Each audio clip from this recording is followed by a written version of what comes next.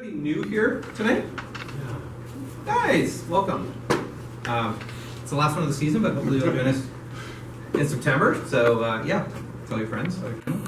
All right, so we're just going to do a quick few announcements, and then we'll get Jeff up. I got the schedule up here in a second, but just want to say a special end of season thanks to all of our financial sponsors. Northville Software, Matt was stepped up this year to sponsor us. We also had full season sponsorship by Microsoft, as well as RL Solutions out of Toronto. So special thank you to all of them. They help make the Pizza Pop the Room available for us. So as well, special thank you to all of our swag sponsors. We do have some of this stuff here tonight that we'll be raffling off.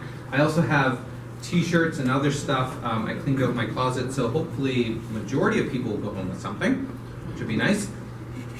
Please rate the meetup after we're done. This helps our sponsors and people who give us money know that it's a viable group and that it's an active group. So if you enjoyed something, please comment, please star us. As well as please send, if you're looking for a career or looking to change jobs, we do have jobs posting boards. If you're hiring and or looking to find a job, you can check us out there. We've done this throughout the year. Is anybody looking for work or looking for workers that they want to talk about? No? Rock Solutions, we're hiring right now. I have a few spots open for software developers. .NET? .NET, yep. Cool. Almost all .NET. But C#? C#, .NET. Maybe one day F# if I get my way. But for now, C# and .NET for sure. Cool. And React for front end and Xamarin for Android. Nice. Anybody else? Yeah, Innovative Solutions, we're hiring for .NET developers, C#, as well as assistant project manager and Selenium tester. Cool. So you guys can see Jeff and sorry your names? Azure. You can go see Jeff and Azure if you have if you're interested in either of those positions. All right, a few quick announcements about some upcoming events. A lot of groups are ending towards the end of the year, so you're going to start seeing their final announcements as well. Metro Toronto is doing the Future of .NET Development. Looks like it's with Atlee Hunter. That is on June 18th. Wipro is going to do a session on how to put your money in a bag and burn it, or blockchain. So they're going to do something on cryptocurrency. If you're interested in that, you can go check that out. Cosmos DB and Azure Apps. So this is Ovi and I are going to be speaking at the Toronto.NET user group. Oh wow, it's all filled up already. So there's a wait list happening for it. So if you're interested in that, you can come check that out. That is June 26th. And Mississauga.NET group is leveraging .NET with Build, React Native, and blockchain again. So if you're interested in joining Jeff's team, maybe that's a good intro to React. So then you can bone up on React and then apply to Jeff's team. As well, there's two more conferences coming up. June 22nd, Power of the Cloud conference at the Microsoft headquarters. This is all about Office 365 and Azure. If you're interested in that, go check it out. It's free. It's a full-day event with some hands-on labs at the end. You can check that out at powerofthecloud.net. And that's on a Friday. And then the following Monday, this is the Insider Dev Tour. So as Microsoft has done in years past, they brought the Build Tour all around the world. This time, for whatever reason, they've called it the Insider Dev Tour. It's free, and it's on Monday, June 25th. So if you're interested, you can check out insiderdevtour.com and sign up there. As far as I know, it's all free, and it's got hands-on lab components as well.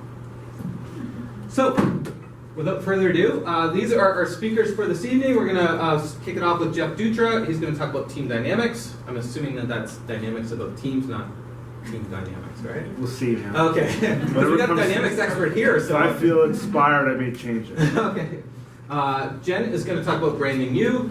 Josh is going to talk about designing leaky abstractions, and then Dan is going to talk about Azure ML. So please welcome Jeff to the stage. Did we start time on the stage? Yes, the dais.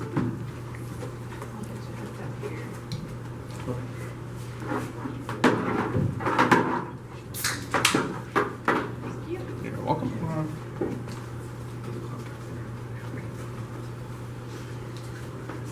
Is there a clicker? Yeah. Yes. You're welcome. Hopefully. Uh-oh. Hold on, let's read this. Is it the EU? There we go, you're good. Okay, so last year I went long, this year I'll try not to go long. But I was at the end last year, so I didn't feel so bad at the end. So last year I did something kind of different where I took a journey to read 52 books in a year, and I kind of summarized a bunch of books last year. This is kind of evolution of that. I've read some more books, shaped my thinking a little more on some things, and I kind of, with 20 minutes, wanted to focus, or 15 minutes, really want to focus on teams in general. So effective teams. And these aren't things that I've nailed, and all the teams I work on are amazing at this. That's not what I'm presenting. I'm presenting some really interesting things I've learned, and I've used some of these, and they have been very effective. But some of them I'm still in a working process, but we'll get into that. I'm going to cover a few areas. Feedback, reflector, kind of similar, but I kind of need I feel like 4 is a good number of areas to cover. Or I'm kind of even. Safety and Kanban, and we'll kind of go through that. Kind of all tools we kind of use in teams to be more effective. Feedback. We love it when we're developing. We want our IDEs to tell us when we wrote terrible code, which unfortunately happens too often. We want our IDEs to tell us when a test fails. And in personal lives, we don't want any of that for the most part. We don't want to be told the thing we did isn't that great. We say we do, and someone tells us and we feel really bad, and then our ego says, no, that person's not right. I am awesome at this. And so this is a tricky thing, but it's really important. And it's tough.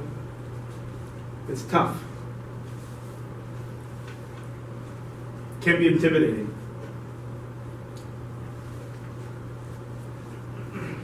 Kimmel and Scott wrote a book that probably people have heard of now, called Radical Candor. We'll talk about it a little more. It's kind of that buzzword that people are going to overuse and put way too much weight behind. We'll talk a little bit. But she has a good point. When we let these things slip, she has a good story about a person she worked with. She really liked the guy. And he did terrible work. But she liked the guy so much she never wanted to have the heart to tell him. 2 years later, he got so carried away, or roughly around that time, that they had to let him go. And when he found out why, he's like, why didn't you just tell me? And so we feel like we're doing people favors by not telling them the things they need to know. And mostly we're doing ourselves the favor, for the most part, right? We don't want that awkward conversation. It's cute, right?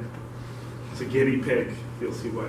But so one thing I started doing, because this is tricky, because this is a thing that people aren't used to giving one-on-one, in-person feedback, that sometimes is difficult. I've kind of guinea pigged myself here. So at Brock, we talked about before, Brock Solutions, we have this idea of talent management. It's kind of like a non-traditional management structure. But what I do is I actually meet with my talents, so glad this will be one of them, and they get to give me feedback, sometimes uncomfortable feedback. And at first they'd be like, well, sometimes you've done this, like, not often, but they're gonna try to like hem and haw and make it sound like, just tell me, it's fine, it's tough. But it's hard. I'm inviting them to do it. They think of me as a person that can handle criticisms. They still hold back from it. And, which is on me too, right? So it's on you, the person not getting the feedback, because you're obviously not making it safe for people to give that feedback.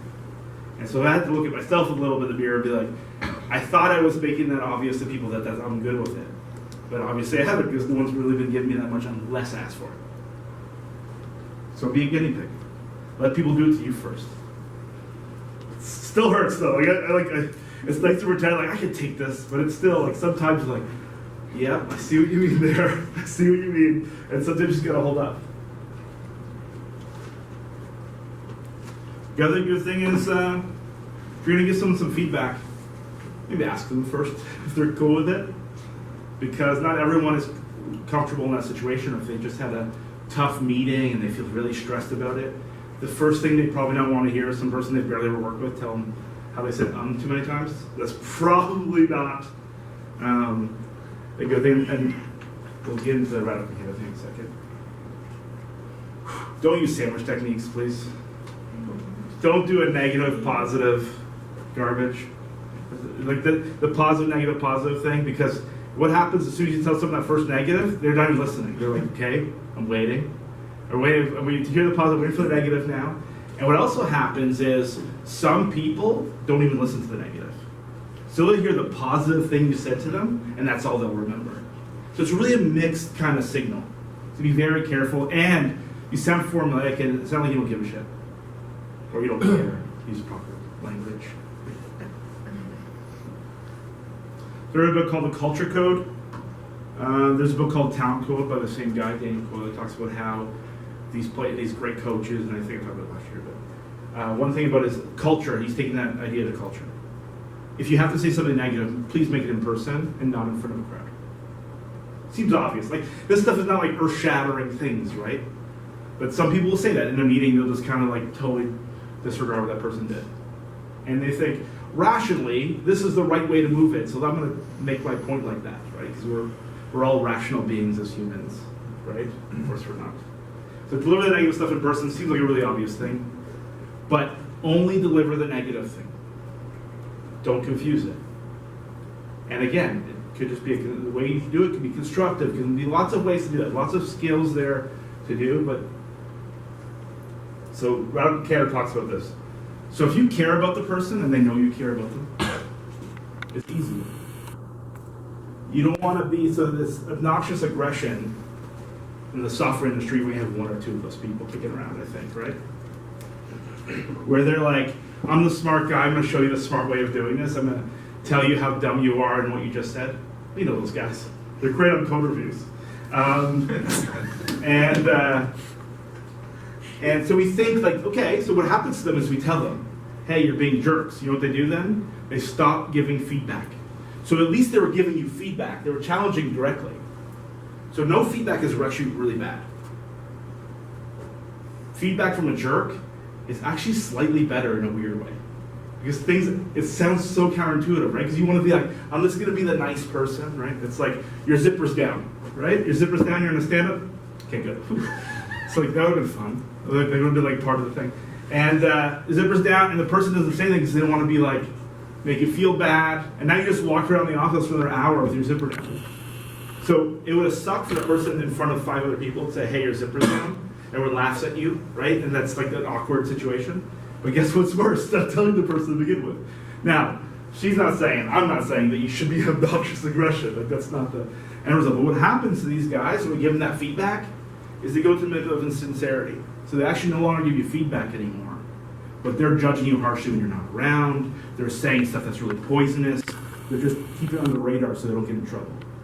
So we don't want that, right? We don't want to do that. And the other one is what we think is what we mostly do. And I have this outside my cube, and people will be like, oh yeah, I do this. I'm like, do you? Are you sure? Because most people are here. Ruinous empathy. We're nice. I'm not going to tell you like that story, but the girl who wrote the book is basically not giving that person the feedback they need at the time. Because they really like the person. They didn't want to make the person feel bad. And it sucks. Well, if you feel bad about making a person feel bad, that's good. If you don't, please don't be on my team. Because you're a sociopath, and we don't want sociopaths. So agile, we've all heard that word. We've all heard that agile is this and agile is that. And we have Brock, we have lots of teams that don't follow agile principles, and sometimes. What I tell people is there's really 2 things that you should really do as a team. One is reflect. So you've heard the term retrospectives, all these kind of words that do the same thing. It's about checking to make sure you're doing the right things as a team. A lot of people skip that step. Or they'll have their demo, and at 5 minutes at the end, anyone see any issues with the way we're operating? And everyone's like, that's fine, right? That's like most retrospectives I've been a part of for a long time was that. And so that's really important to do that.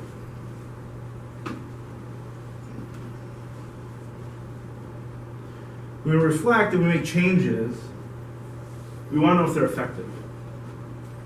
So we'll tell ourselves the change we made worked, especially the person who proposed the change and rolled it out. We'll talk about that thing worked really well. What does work mean? Now some of this stuff is hard to measure, right? How do you measure whether everyone's happier? A survey? Maybe. It's not enough. So you have to have things in place that measure that your team is achieving what your desired result is. And desired result isn't how many story points you completed this week. We did 20 story points this week. Let's do 24 next week. Like some made up metric that is not the point. The point is delivering business value. If you're not improving at that, like that's where all these things come full circle, right? Like a good team that supports each other, that reflect, are gonna be better for business.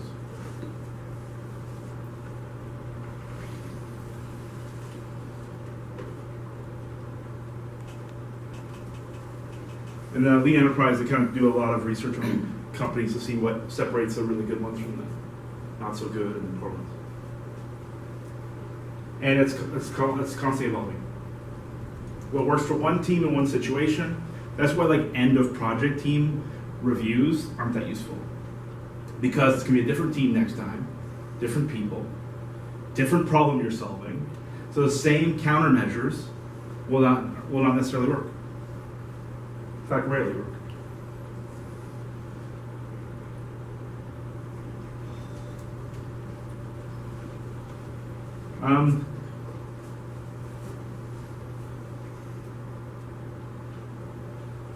Too often in meetings, we're too worried about getting our next point out.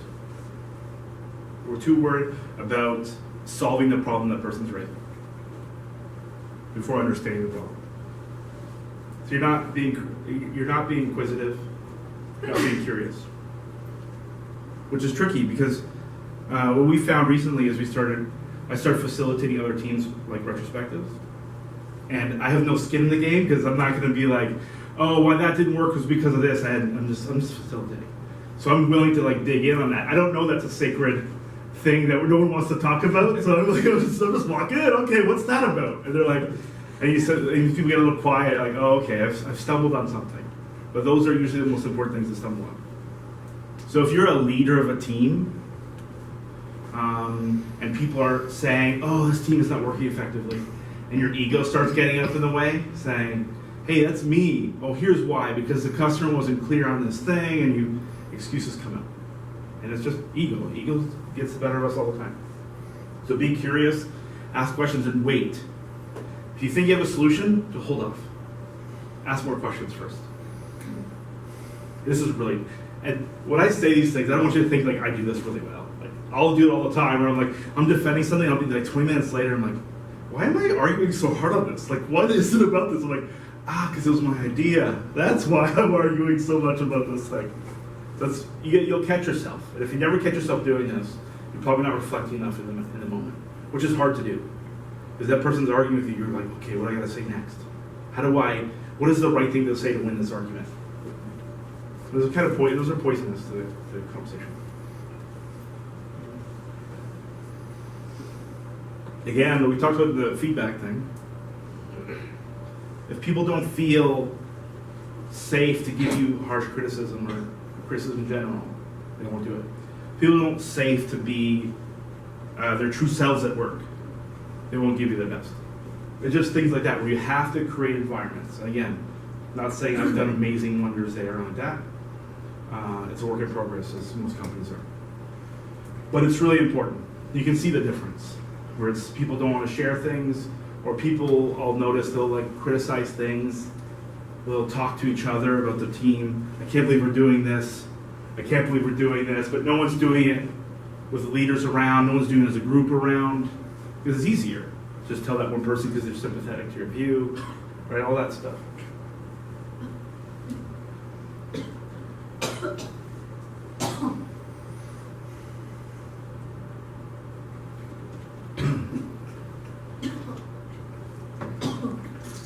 The other ones, people need to feel supported. It's like you might need to support her if she can't get past a drink there. Are you okay? Good. It's all right.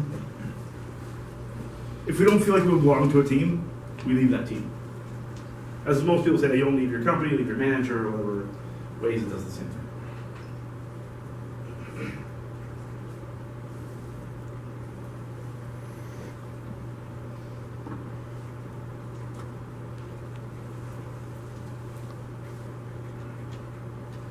This book, Culture Code, and also is another book, and I'll show you the list before. They really talk about sharing, being vulnerable. Especially if, usually at meetings, maybe surprising to some of them, but I'll have a tendency to take over a meeting. I have to really check myself to not do that. And so what I would do a lot is I really come at it with, I don't know if this is right, this is just an idea right now. This may be a dumb idea, I don't know yet, I haven't thought about it. We're brainstorming right now, this might work. Because it's true, I don't know that it'll work. So being vulnerable and have your ideas have vulnerability in them, when you bake it in, when you propose them, makes it easier for others to give you advice and feedback.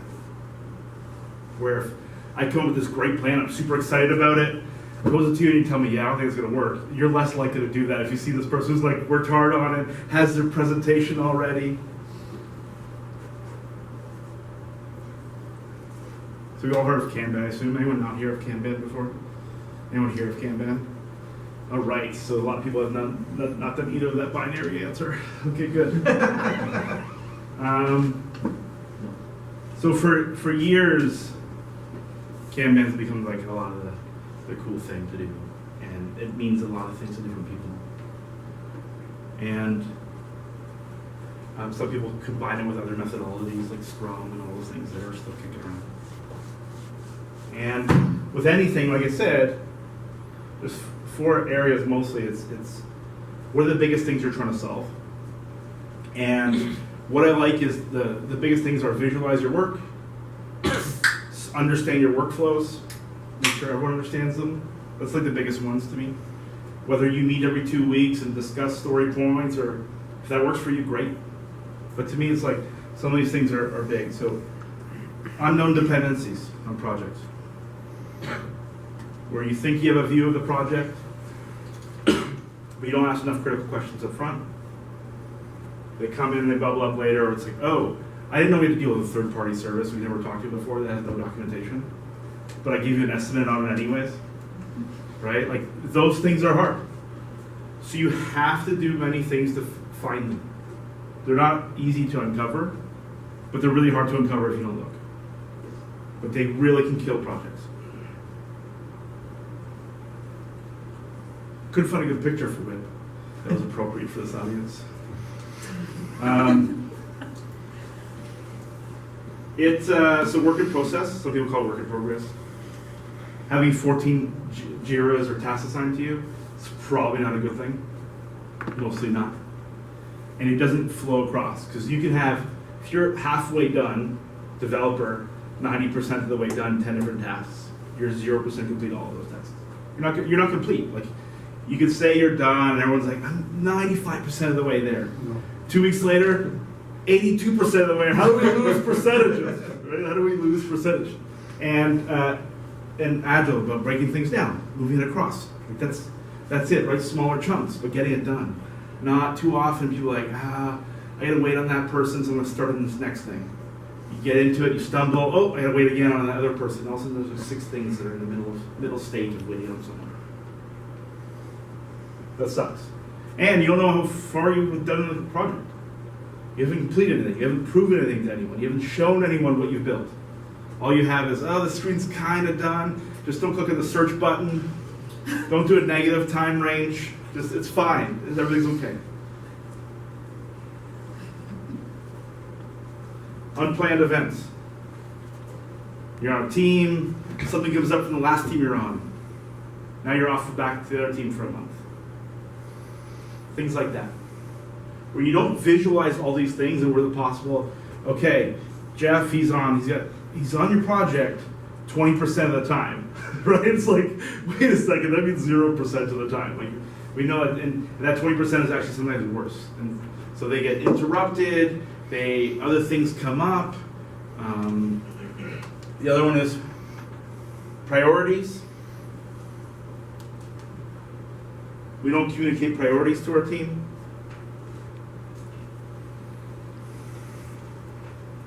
They work on the wrong thing. Building the wrong thing doesn't really help, or something that no one actually cares about. You worked on this feature for 3 months, and you're bringing up like, why were you working on that? We should have been working on this other thing, right? Like we want to avoid that. And if it's not clear to the team what they should be working on, that's a problem. If you're in a meeting, you're like, why are you working on that? If someone has to ask that, there's probably an underlying symptom here. So there's lots of things.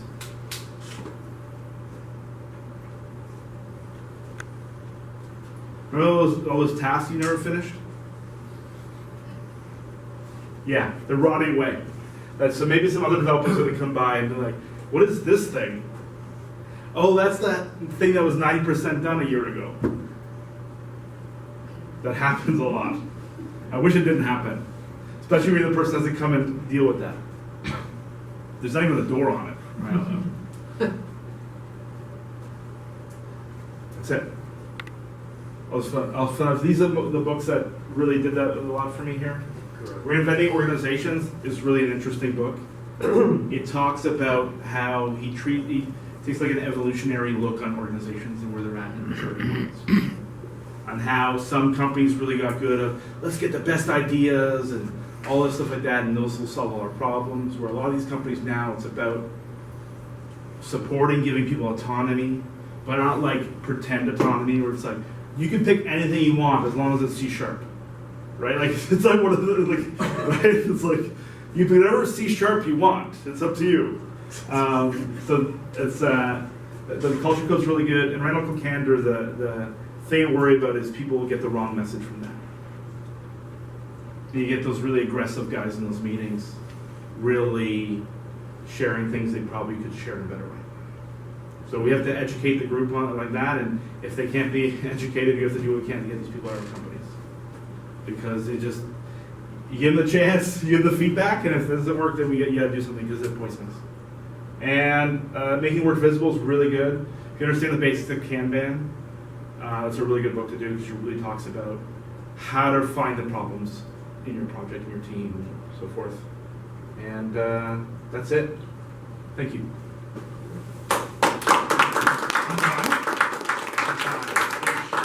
On time-ish? Okay. I went late, so you're on. Yeah. Okay, good. Yeah, That's what I you're wanted. good. So Lori, you'll post those slides on the meetup.